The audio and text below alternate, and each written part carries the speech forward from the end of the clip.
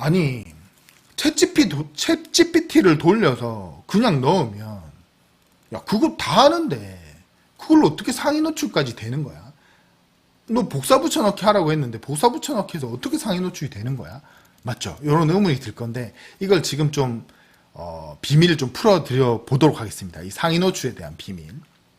아까 우리 KMH님이 정확하게 사실은 아주 예리한 질문을 하셨어요.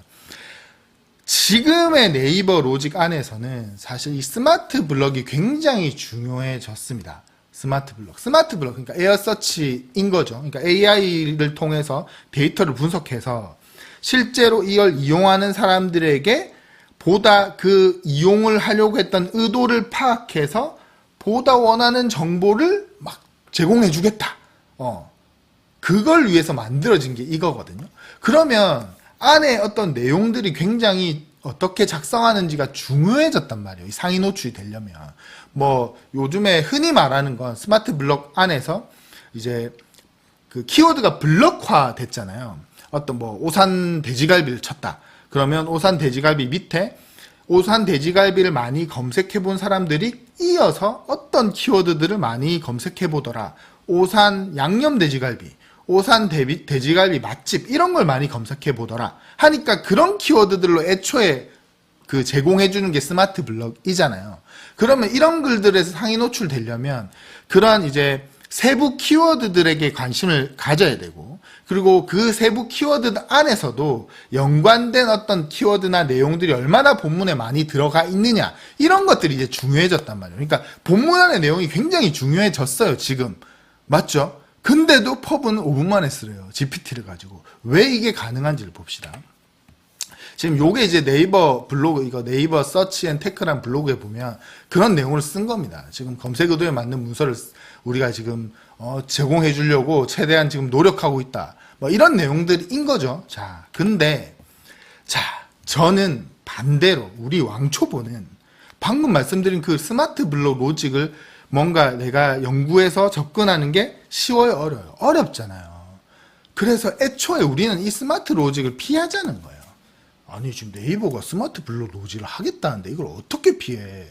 이런 생각이 들 수는 있어요. 그리고 결국에는, 제 생각에도 결국에는 여기 한계는 분명히 있겠지만 지금까지도 아직 충분히 통하고 있습니다. 그게 뭐냐면 제가 말씀드린 조회수 낮은 키워드예요.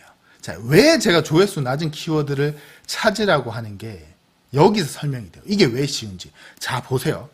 스마트 블록이 되려면 그걸 분석하기 위해서, 다시 어떤 키워드로 검색한 사람의 그 질의 의도, 그 의도, 검색 의도를 파악하기 위해서는 데이터가 많아야 돼요, 적어야 돼요?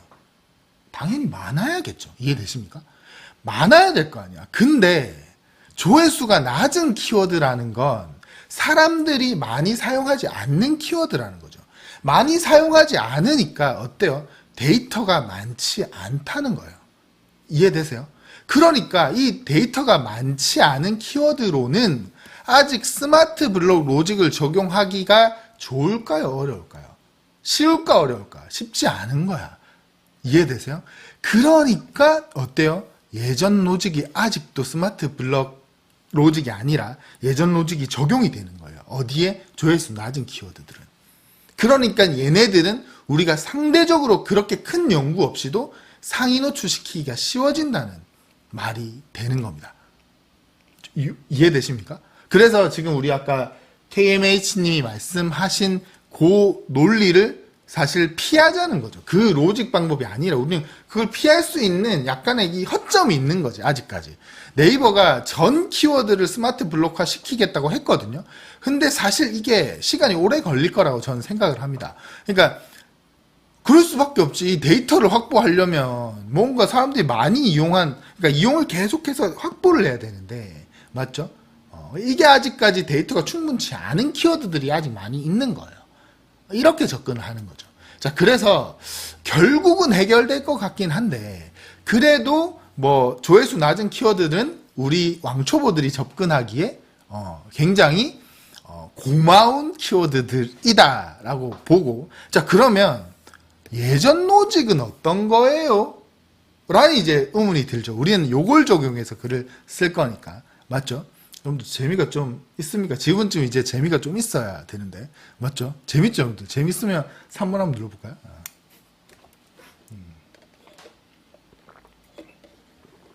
자, 예전 로직을 한번 봅시다.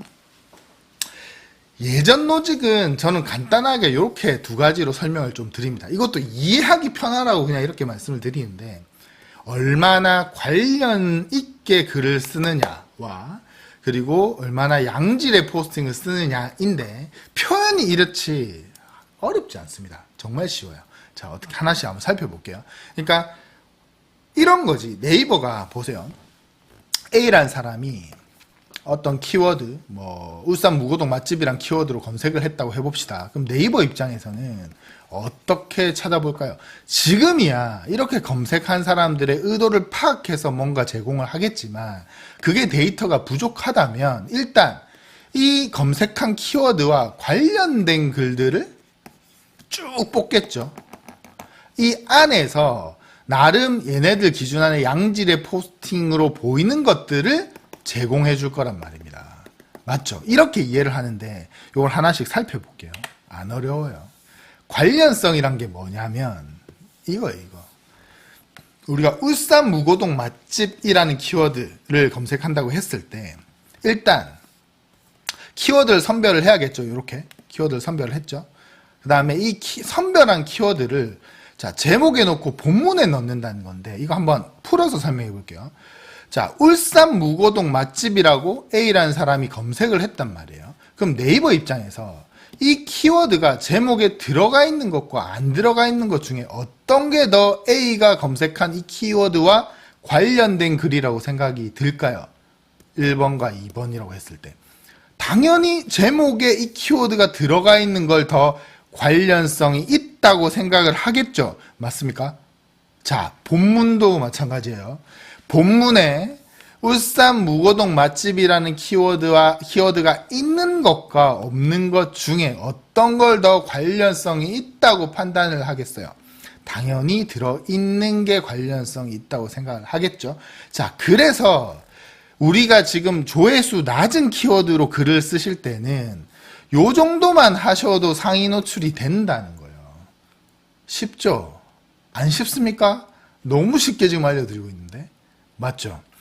물론 여기서 조금 더 나아가면 퍼브 그러면 내가 제목에 울산 무고동 맛집 쓰고 본문에 울산 무고동 맛집을 한 100개 정도 쓰면 관련성 엄청 높다고 생각하고 막 되는 거 아니야? 이런 생각이 들죠. 근데 또 너무 과하면 네이버가 별로 안 좋아요. 지금 우리 또 질문을 또 하셨네요. 본문에 제가 추천드리는 개수는 한 3개에서 한 5개 정도만 넣으라고 말씀을 드립니다. 말씀을 드리는데 뭐 두 번을 써도 노출이 되고 한 번을 써도 노출이 됩니다. 안 써도 노출이 되긴 해요. 근데 있는 게 확률적으로 더 높다는 거죠. 그래서 적당히 넣는 걸 네이버가 더 좋아해요. 왜냐면 이것도 로직의 역사를 알아야 되는데, 그러니까 광고회사들이 이런 걸 눈치챈 거야. 그러니까 키워드를 도배하기 막 시작한 거예요. 이런 걸 이제 막기 위해서 너무 많이 들어가는 걸 오히려 스팸성 글로 지금 분류를 해버렸단 말이에요. 하여튼 요런 것들이 있어요. 지금 너무 복잡해지니까 그냥 간단하게 여러분들이 조회수 낮은 키워드들을 제목 일단 넣고 본문에도 한 2-3번? 뭐 요 정도 넣는다 생각하고 넣는 거예요. 그럼 그 작업만 GPT 작업에서 해주면 되는 거예요. 맞죠? 이해되십니까? 자, 그리고 또 한 개 더 말씀을 드려보면 지금 울산 띄우고 무고동 띄우고 맛집이라고 키워드를 잡았는데, 자, 이 형태 그대로 들어가는 거와 울산 뭐 어쩌고저쩌고 무고동 어쩌고저쩌고 맛집 이렇게 문장 안에 이 단어가 개별적으로 들어가 있는 거, 이 둘 중에 울산 무고동 맛집이라고 이렇게 세트로 되어 있는 걸 검색한 사람에게 제공을 할 때 어떤 걸 더 관련성이 높다고 볼까? 지금은 요런 것도 다 분석하기 시작했거든요. 자, 그런데 제가 아까 말씀드렸잖아요. 조회수가 낮은 키워드는 아직도 이렇게 쓰는 게 더 유리하다는 거예요. 그러니까 그대로 형태 그대로 넣어주는 게 아직은 더 유리해요. 아시겠죠? 그러니까 요렇게 일단 1차적으로 여러분들이 글을 쓰시면 뭐가 해결되죠? 관련성 부분이 해결이 됩니다. 자, 그러면 또 하나 더 해결해야 되네요. 양질의 포스팅. 양질의 포스팅 또 어떻게 해결하는지 봅시다. 이 양질의 포스팅이 여러분들이 생각하는 그런 양질의 포스팅이 아닙니다. 형식적인 거예요, 형식적. 뭐죠? 이미지를 한 3장에서 5장 쓰는 거예요. 사실 저는 한 장만 넣어도 상관없다고 말씀을 드리는데, 요거 이렇게 넣어도 찝찝해서 이렇게 넣으려고 하시는 분이 있거든요. 사실 한 장만 넣어도 돼요. 한 장만 넣어도 상위 노출한테 전혀 문제가 없습니다. 오히려 더 많이 넣잖아요. 그럼 점수가 깎이기도 해요. 뭐 하여튼 어쨌거나 이미지는 꼭 넣어주셔야 된다는 거. 잘 생각해 보세요.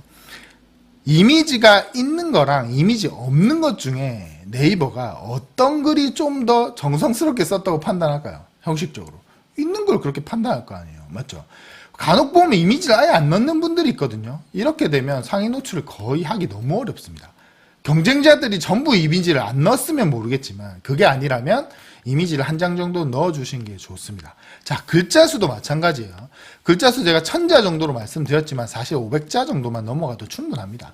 너무 많아도 안 좋아요. 한 뭐 2500자, 2000자 이하로 쓰세요. 요 정도가 충분한데 사실 우리는 GPT 돌릴 거잖아요. GPT가 뽑아주는 정도로 하면 되죠. 근데 500자보다 적으면 또 점수가 별로 안 좋아요. 그래서 제가 말하는 양질의 포스팅은 진짜 형식적인 거예요. 요렇게 하는 거예요, 요렇게. 이해되십니까? 요 정도만 하고 해도, 요 정도만 가지고 적용을 해도 놀랍게도 상위 노출되는 경험을 하실 겁니다. 예.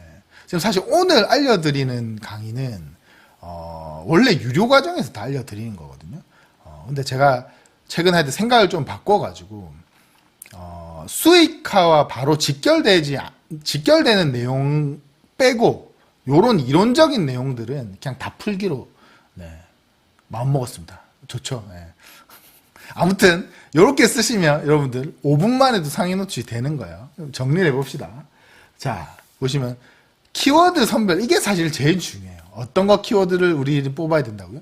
조회수가 낮은 거. 낮을수록 더 좋습니다. 자, 낮을수록 더 좋은데 너무 낮으면 조회수가 어차피 많이 늘지가 않잖아요. 그러니까 방문자가 많이 늘지가 않잖아요. 조회수가 적으니까. 근데 방문자가 적으니까 키워드 하나로는, 그래서 우리가 뭐가 필요하다고요? 5분 포스팅이 필요한 거예요. 하루에 원래 1개 쓰던 걸 5분 만에 하면 막 5개씩도 쓸 수 있잖아. 그러면 하루에 1명, 뭐 3명, 1명에서 3명 늘던 것도 곱하기 5배가 되는 거예요. 그러니까 방문자 늘어나는 게 재밌는 거야. 맞죠? 그래서 키워드 선별 일단 가장 중요한 거고, 요게 됐다고 했을 때 GPT로 내용을 얻으신 다음에 1차적으로 얻으신 다음에 그걸 가지고 키워드를 제목에 넣어주시고 본문에도 넣어주시고 이미지도 넣어주시고 글자 수도 한 1000자 정도로 넣어서 진행하면 된다, 이렇게 말씀을 드리고 있습니다. 자, 근데 사람들이 이렇게 말씀드려도 여기 계신 분들도 사실 하라고 하면 잘 못해요. 5분 만에 못해.